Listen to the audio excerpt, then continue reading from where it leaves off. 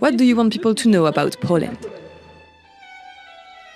I'd really like people to know that Poland isn't Russia, as obvious as it sounds. But when I first came to France, a lot of people thought that in Poland, polar bears roam the streets and we live with snow up to our necks.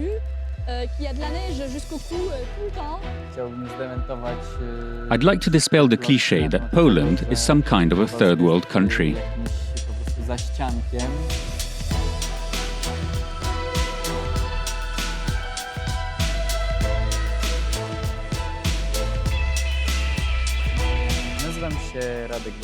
My name is Radek. I'm 22. I study at the Chopin University of Music in Warsaw. My name's Anya. I'm 26 years old. I come from Poland, from a small village next to Warsaw. I currently live in Paris and I'm a video maker and an aspiring singer. And I also work part-time as a waitress. Welcome to Poland. This dynamic metropolis is its capital, Warsaw. Also known as the Phoenix City, Warsaw was reborn after being reduced to ashes during the Second World War.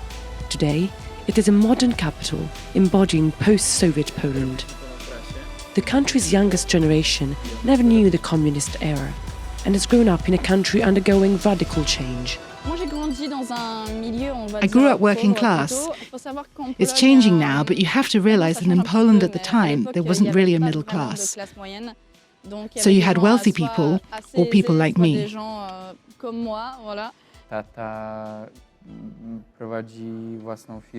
My dad has his own company and business. My mom works for a local company. Typical office work. There's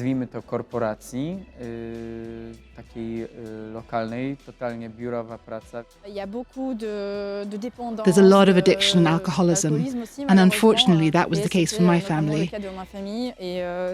It was hard to grow up in a secure, stable way in such a complicated environment.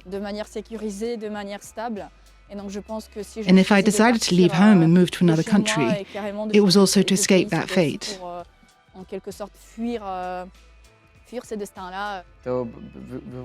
I come from a very loving family. We all spent a lot of time together. I have a lot of cousins, younger siblings, and we all live nearby, so we celebrated Christmas and family events together.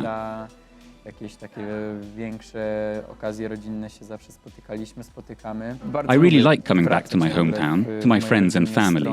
I have always felt good there.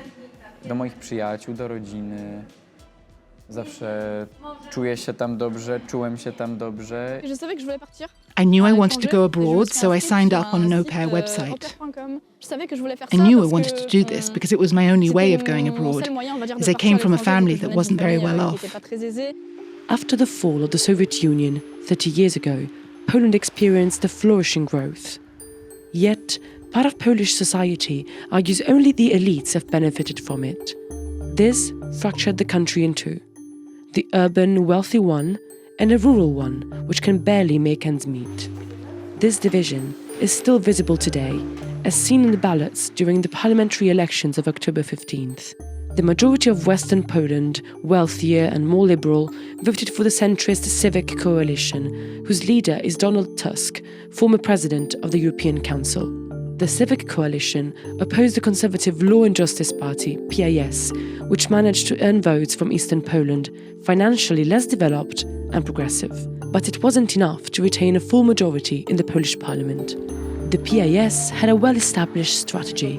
The Catholic and traditionalist party succeeded in rallying people who felt left behind by promising them aids and welfare distribution. This is largely what paved the way for its rise to power in 2015 and 2019. The PiS came to power in 2015, and religion became a major talking point in the country.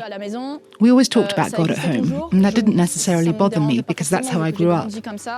But the moment when the government began making religious choices for us was the moment when I said to myself, I've got to leave.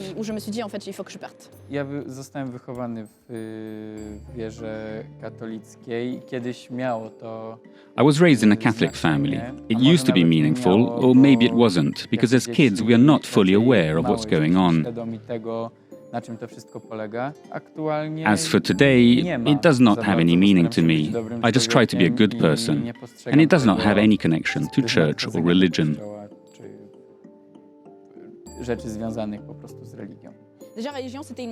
Religion was a subject we studied at school. We got marked on it. So at what point did the government get the right to mark us on whether we believe in God or not?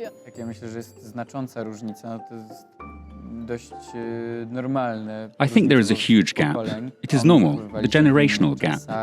Our parents were raised in times when religion was some kind of basis for life, and it had a huge impact. I just think that it could have strangled people's real views and opinions, and themselves as persons. I think that the major generational difference is that we just stopped caring what others say. We stop others from telling us what is good and what is bad. The generational gap Radek is talking about partially explains the result of the last parliamentary election. Nearly 69% of 18 to 29-year-olds cast their vote on October 15th. This is significantly higher than the 2019 elections, when the turnout among young people was just over 46%. By turning out to vote, young people wanted to express their frustration with PiS and its nationalist, anti-LGBT, anti-immigrant and anti-European rhetoric.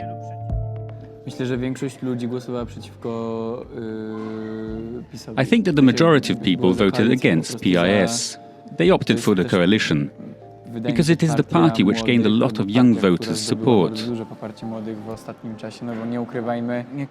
It's not a secret that not everyone, and not too many young people, agree with what PiS represents. And I think that most of them voted for the coalition. I voted for the coalition. It wasn't my party of choice. Even my friends who didn't vote the same way, all we really wanted was for PiS not to have a majority. I also think that because of the huge turnout at the elections, the power changes, people can finally see it, and they just simply want a better Poland, better democracy, better and stronger nation. A nation that does not divide itself, does not hate. And I believe, and strongly want to believe, that it will change after the elections. These election results are a kind of opportunity for my country. They're like a breath of fresh air because of everything that might happen. There's also the risk that nothing will happen. And it's a good thing in the sense that the far right, the right-wing laws and the laws that are designed to deprive us of many things are not going to go through, given that the PiS does not have a majority in Parliament. Same-sex partnerships were among the most disputed parts of the programme of coalition leader Donald Tusk. This is a huge challenge, given that Poland passed laws amidst the most homophobic ones in the EU. Abortion was another controversial issue addressed by the coalition. Tusk promised to authorize it up to 12 weeks of pregnancy. Abortion has been forbidden in Poland for 2 years, except in cases of danger for the mother, rape or incest. At the time, the decision triggered demonstrations across the country, which still has trouble guaranteeing birth control and contraceptive rights, such as the day after pill. There's a conscience clause, which means that the doctor, the gynecologist, has the right to prescribe the pill if it suits him, and if it doesn't go against his beliefs. This means that at the moment there are a load of doctors who don't prescribe the pill. So you can go there and ask for a prescription. They'll look at you in a condescending way. My Polish friend had to go through this. She went to 5 gynecologists before she could get the morning after pill. Then one day she asked me to bring her a morning after pill from France, because in Poland you can't really get it. Once again, it does exist, but it's even harder to get than the contraceptive pill. The fact that such repressive measures were able to pass was due to the PiS grip on the government structure. The Civic Coalition has promised to restore independent institutions. In 8 years, the PiS installed politicians as judges at the head of the powerful Constitutional Tribunal. And it has paved the way for the party to impose its ultra-conservative measures, such as restrictions on abortions. Even the media have not escaped this influence. Public television had become a propaganda machine, regularly attacking PiS opponents. And in the cultural world, the party regularly attacked artworks it considered anti-Polish, but from the inside, Radek felt no ideological pressure. I feel absolutely free when it comes to doing my job. I don't really do that yet. I wouldn't call myself a musical actor yet. Obserwując to, co jest grane w teatrach, w telewizji, w filmach. But observing how it all looks in the theatres, TVs, in the movies, there isn't any censorship which forbids us to perform as we want to. Politics doesn't have that kind of an impact on cinemas, theatres, and different shows.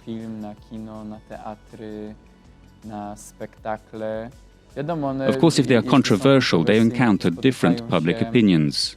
Opinią publiczną, ale opinią publiczną są ludzie, którzy mają różne poglądy. Brussels imposed several economic sanctions on Warsaw for not respecting EU laws and values. This is the first time ever that a court of a member state finds that the EU treaties are incompatible with the national constitution. Donald Tusk's arrival in power might ease tensions after 8 years of Eurosceptic government. Despite the political twist, young people who have grown up in a European Poland are still wondering if their country will change and how. I'd like Poland to be a fully democratic country. I want it to be a country where people respect each other, where no one is afraid to be themselves. And I think a key solution for a country to be like that lies in us, in a society. Lately there were elections in Poland, and the turnout was record-breaking, which shows that people pursue this goal and fight for themselves.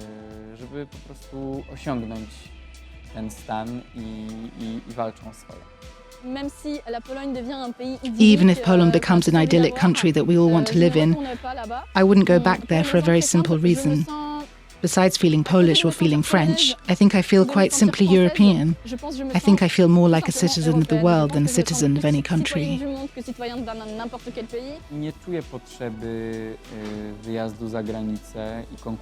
I don't feel the need to move to another country and meet people there who want to find themselves abroad.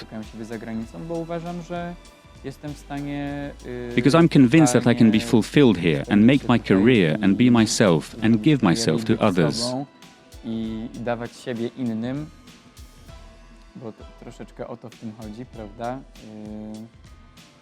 And I feel that going abroad is not necessary to feel fulfilled. Of course I miss it. I try to go back as often as I can to see the streets I know, see my friends and family again, eat some good pierogies. I obviously miss it. There's a quote in Polish that I really like. It means that the situation in the country depends on the education of children. It depends on teenagers, on how young people see the world.